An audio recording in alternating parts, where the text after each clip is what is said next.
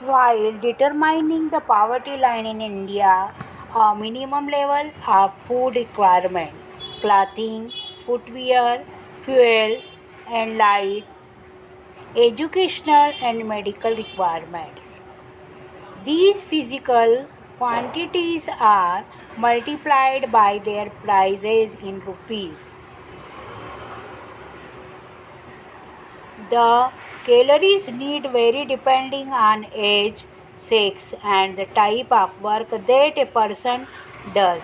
The accepted average calories requirement in India is 2400 calories per person per day in rural area and 2100 calories per person per day in urban areas. People living in rural areas engage themselves in more physical work. Calories requirement in rural areas are considered to be higher than urban areas. The monetary expenditure per capita income needed for buying these calories requirements in terms of food grains is revised periodically, taking into consideration the rise in price. The poverty line is estimated periodically, normally every 5 years, by conducting sample surveys. These surveys are carried out by the National Sample Survey Organization NSSO. Bharat में गरीबी रेखा का निर्धारण करते समय जीवन निर्वाह के लिए खाद्य आवश्यकताएं, कपड़े, जूते, ईंधन और प्रकाश, शैक्षणिक एवं चिकित्सा संबंधी आवश्यकताएं आदि पर विचार किया जाता है। भौतिक मात्राओं को रुपयों में उनकी कीमतों से गुणा कर दिया जाता है। निर्धनता रेखा का आकलन करते समय खाद्य की आवश्यकता के लिए वर्तमान वांछित कैलोरी आवश्यकता पर आधारित रहती है। खाद्य वस्तुएं जैसे कि अनाज, दालें, सब्जियां, दूध, तेल, चीनी आदि मिलकर इस आवश्यक कैलोरी की पूर्ति करती है। आयु, लिंग, काम करने की प्रकृति आदि के आधार पर कैलोरी आवश्यकताएं बदलती रहती है। भारत में कैलोरी आवश्यकता ग्रामीण क्षेत्रों में 2400 कैलोरी प्रति व्यक्ति प्रतिदिन एवं नगरीय क्षेत्रों में 2100 कैलोरी प्रति व्यक्ति यानी कि पोषण आहार उसके शरीर के लिए चाहिए होता है। ग्रामीण क्षेत्रों में रहने वाले लोग खेती वगैरह अधिक शारीरिक कार्य करते हैं, अतः ग्रामीण क्षेत्रों में कैलोरी की आवश्यकता शहरी क्षेत्रों की तुलना में अधिक मांगी जाती है। अनाज आदि के रूप में इन कैलोरी आवश्यकताओं को खरीदने के लिए प्रति व्यक्ति मौद्रिक व्यय को कीमतों में वृद्धि को ध्यान में रखते हुए समय समय पर संशोधित यानी परिवर्तन भी किया जाता है। निर्धनता रेखा का निर्धारण ग्रामीण क्षेत्रों में 2011-12 में 816 रुपये प्रति माह, शहरी क्षेत्रों में 1000 रुपये प्रति माह किया गया था। कम कैलोरी की आवश्यकता के बावजूद शहरी क्षेत्रों के लिए उच्च राशि निश्चित की गई, क्योंकि शहरी क्षेत्रों में अनेक आवश्यक वस्तुओं की कीमतें अधिक होती है और वो शहर से काफ़ी दूर होती है, तो उनके आने जाने का भी किराया यानी कि पेट्रोल लग जाता है। इस प्रकार वर्ष 2011-12 में ग्रामीण क्षेत्रों में रहने वाले 5 सदस्यों का परिवार निर्धनता रेखा के नीचे होगा यदि उसकी आय लगभग 4080 रुपये प्रति माह से भी कम है। इसी तरह परिवार को शहरी क्षेत्र में अपनी मूल आवश्यकता पूरा करने के लिए कम से कम 5000 रुपये प्रति माह की आवश्यकता होगी। निर्धनता रेखा का आकलन समय समय पर हर गांव 5 वर्ष पर प्रतिवर्ष सर्वेक्षण माध्यम से किया जाता है। यह सर्वेक्षण राष्ट्रीय सर्वेक्षण संगठन national sample survey organisation NSSO द्वारा कराया जाता है।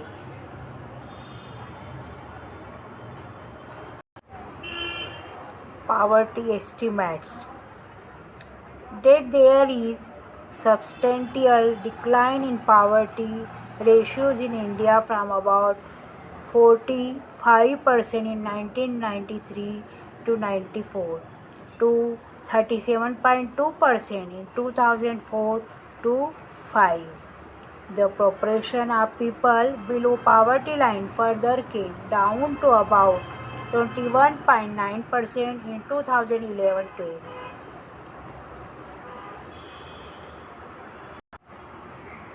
भारत में निर्धनता के अनुमान। भारत में निर्धनता अनुपात में वर्ष 1993-94 में लगभग 45% से वर्ष 2004-05 में 37.2% तक महत्वपूर्ण गिरावट आई थी।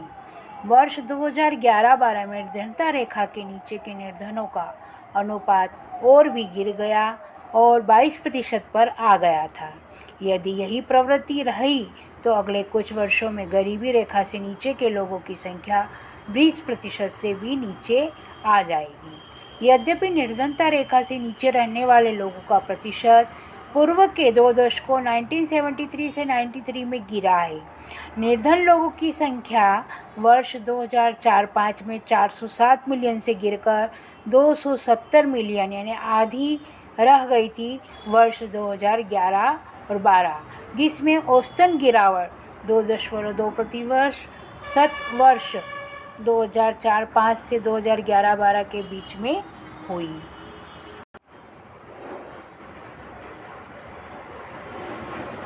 Vulnerable groups.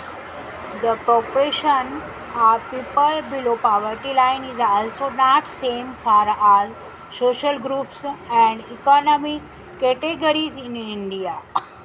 Poverty are scheduled caste and scheduled tribe households. Among the economic groups, the most vulnerable groups are the rural agricultural labor households and the urban casual labor households. 48 out of 100 people belonging to scheduled tribes in rural areas are not able to meet their basic needs.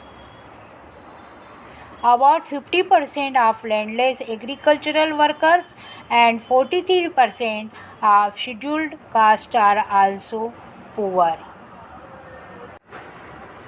The scheduled tribe households are the other three groups: scheduled caste, rural agricultural laborers, and the urban casual labor households have been a decline in poverty in the 1990s. These social groups, there is also inequality of incomes within a family. In poor families all suffer, but some suffer more than others. Women and elderly people and female infants are systematically denied equal access to resources available to the family. Therefore, women, children, especially the girl child, and old people are poorest of the poor. गरीबी रेखा के नीचे के लोगों का अनुपात भी भारत में सभी सामाजिक समूहों और आर्थिक वर्गों में एक समान नहीं है। यह असुरक्षित समूह है।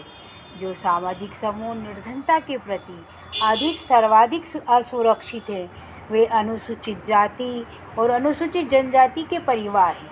इसी प्रकार आर्थिक समूहों में सर्वाधिक असुरक्षित समूह ग्रामीण कृषि श्रमिक परिवार और नगरीय अनियत मजदूर परिवार है। अनियत यानी जिन्हें रोज नियमित काम नहीं मिलता, कभी कभी काम पर रखा जाता है।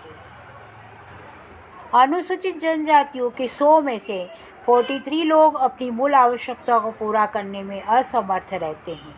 इसी तरह शहरी क्षेत्रों में 34% अनियत मजदूर निर्धनता रेखा के नीचे रहते हैं। लगभग 34% अनियत कृषि श्रमिक ग्रामीण क्षेत्र में और 29% अनुसूचित जातियां भी गरीब हैं। अनुसूचित जाति या अनुसूचित जनजाति के सामाजिक रूप से सुविधा वंचित सामाजिक समूहों का भूमिहीन अनियत दिहाड़ी यानी मजदूरी जो कोई निश्चित नहीं होती उनकी, यानी रोज़ काम पर नहीं रखा जाता।